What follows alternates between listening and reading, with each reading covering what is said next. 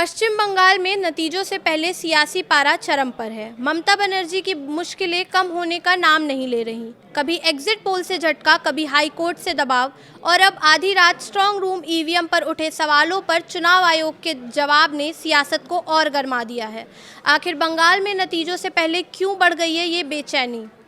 नमस्कार, मैं प्रिया श्रीवास्तव और आप देख रहे हैं न्यूज़ 18। बंगाल चुनाव रिजल्ट 2026 से पहले सियासी हलचल तेज़ है। दिन हो या रात, बंगाल में खलबली मची हुई है। स्ट्रांग रूम और ईवीएम पर टीएमसी भाजपा वाले नज़र गड़ाए बैठे हैं। कहीं कोई खेल ना हो जाए, दोनों खेमे में डर है। खुद ममता बनर्जी ईवीएम की रखवाली में जुट चुकी हैं। बंगाल में 4 मई को नतीजों से पहले खूब हाई वोल्टेज ड्रामा देखने को मिल रहा है। पश्चिम बंगाल विधानसभा चुनाव परिणाम से पहले ममता बनर्जी को एक के बाद एक झटकों का सामना करना पड़ रहा है। कभी उन्हें रतजगा करना पड़ रहा है तो कभी कानूनी झटकों का स्वाद चखना पड़ रहा है। जी हाँ, 4 मई को वोटों की गिनती है। उससे पहले पश्चिम बंगाल की मुख्यमंत्री ममता बनर्जी और उनकी पार्टी टीएमसी लगातार झटके पर झटके खा रही है।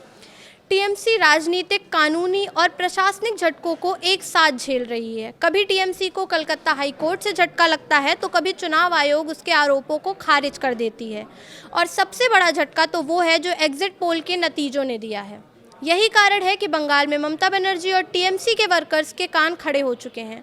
उन्हें ईवीएम और स्ट्रांग रूम की रखवाली करनी पड़ रही है। चलिए जानते हैं कैसे बंगाल विधानसभा चुनाव रिजल्ट से पहले ममता बनर्जी की टीएमसी को तिहरा झटका लगा है।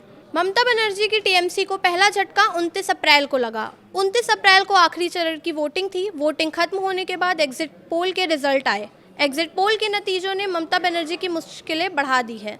ज़्यादातर एग्जिट पोल ने बीजेपी को आगे दिखाया है, यानी 8 एग्जिट पोल में से 6 एग्जिट पोल भाजपा के पक्ष में थे और महज 2 ममता के पक्ष में।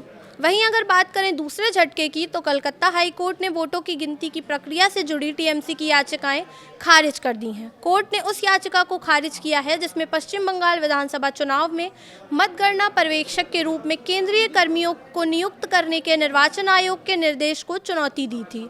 कोर्ट ने साफ कहा है कि इतनी सख्त निगरानी के बीच वोटों की हेराफेरी की संभावना लगभग नामुमकिन है। तीसरा झटका टीएमसी को तब लगा जब स्ट्रांग रूम और ईवीएम छेड़छाड़ के आरोप पर चुनाव आयोग ने सख्त जवाब दे दिया। टीएमसी ने आधी रात को वीडियो जारी कर धांधली के आरोप लगाए थे, लेकिन आयोग ने साफ कर दिया है कि वायरल फुटेज ईवीएम नहीं बल्कि पोस्टल बैलेट की अधिकृत प्रक्रिया का हिस्सा था।